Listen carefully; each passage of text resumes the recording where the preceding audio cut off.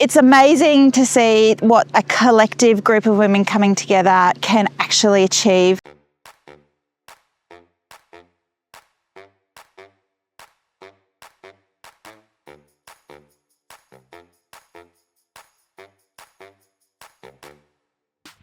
I like this business because I know that my work is contributing to something that is important to people. Electricity is pretty important.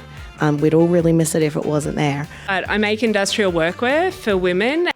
Agri-renewables, electrons would benefit. We need to get out of our offices, from behind the desks, and we need to go to community.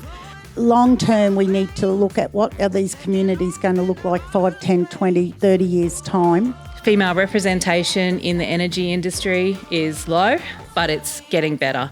Most of those men talk to the men in the family, and they do not encourage us women who are the bookkeepers, who, balance the GST, who pay the tax. Just remember that we aren't always at the sink washing up. Understanding what our challenges are when we live rural. We don't have public transport.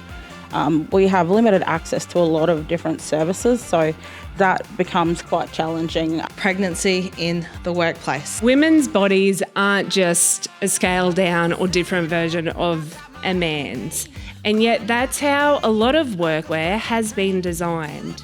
I'm used to the fact that it's going to be bulky, that's not going to really fit me. So I think toilets are really important. I think we need to talk about them more. I have worked on sites where accessibility to toilets is either not available at all, and so going into town is the only option, or it's an hour round trip to get everyone to the toilet and back. And I was shot down going, oh my God, you can't do that.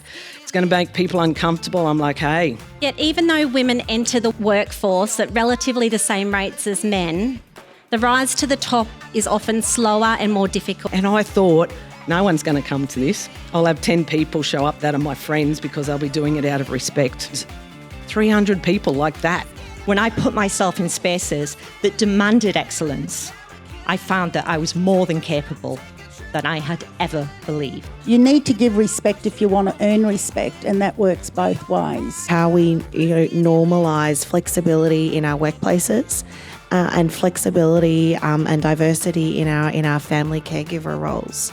It's about the legacy, how the project leaves a community better than it's found, and not just economically but socially and culturally.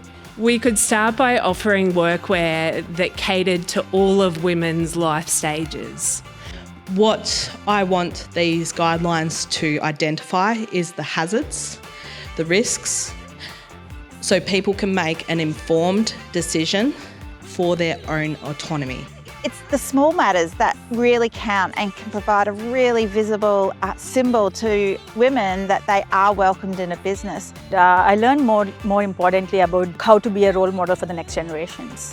Diversity of thought, diversity of opinion, diversity of action means we can all contribute to a safe, sustainable industry to keep the lights on.